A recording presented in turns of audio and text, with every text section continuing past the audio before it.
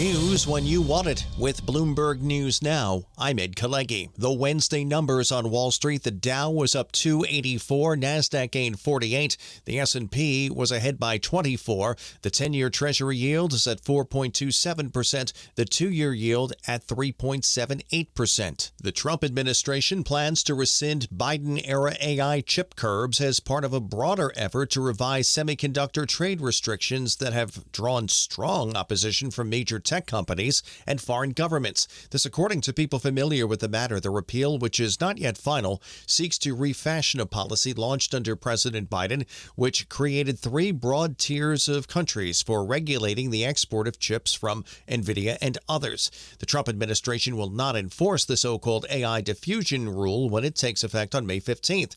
NVIDIA led semiconductor stocks higher after Bloomberg reported the Trump administration plans to rescind Biden-era AI chip curbs. President Trump was asked by a reporter if he is open to pulling back his 145% duties on Chinese imports to get the world's second-largest economy to the negotiating table. China says in order to have substantive negotiations, you have to bring down your 145% tariffs. Are you open to pulling back your tariffs in order to get China to the negotiating table? No. The president later explained that decision. We were losing $1 trillion a year. Now we're not losing anything, That's the way I look at it. We were losing with China on trade $1 trillion a year. More, actually.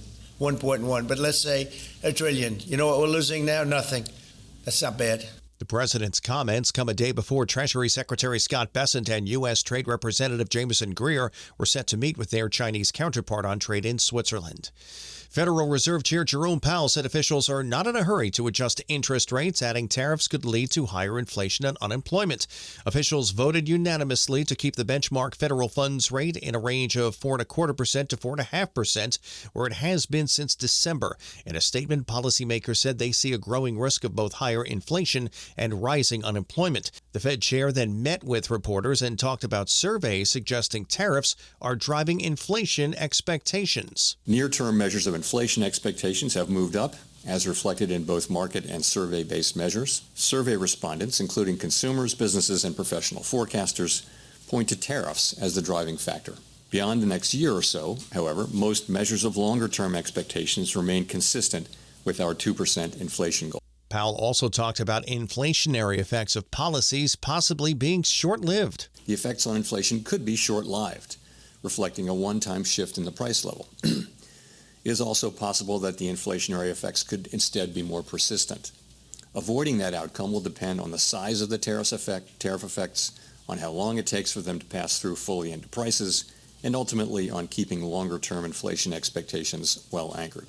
Former New York Fed president and Bloomberg opinion columnist Bill Dudley says the Fed can't make policy because they don't know what will happen next. No way.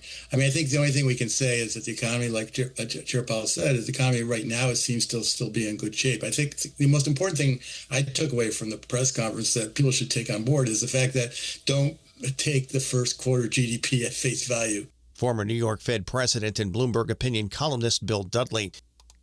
Apple shares closed down more than 1% with the news that Apple is actively looking at reshaping the Safari web browser on its devices to focus on AI-powered search engines in light of the potential fallout of its deal with Google and broader industry shifts. Eddie Q, Apple's senior vice president of services, made the disclosure Wednesday during his testimony in the U.S. Justice Department's lawsuit against Alphabet. The heart of the dispute is Apple and Google's estimated $20 billion a year deal that makes Google the default offering for queries in Apple's included browser. Q also noted that searches on Safari dipped for the first time last month, which he attributed to people using AI. At the Vatican, cardinals have failed to elect a new pope in the first election as black smoke was seen rising over the Vatican. More than 130 Catholic cardinals on Wednesday began the secretive, centuries-old ritual to elect a successor to Pope Francis, opening the most geographically diverse conclave in the faith's 2,000-year history. That's news when you want it with Bloomberg News Now. I'm Ed Kalegi. This is Bloomberg.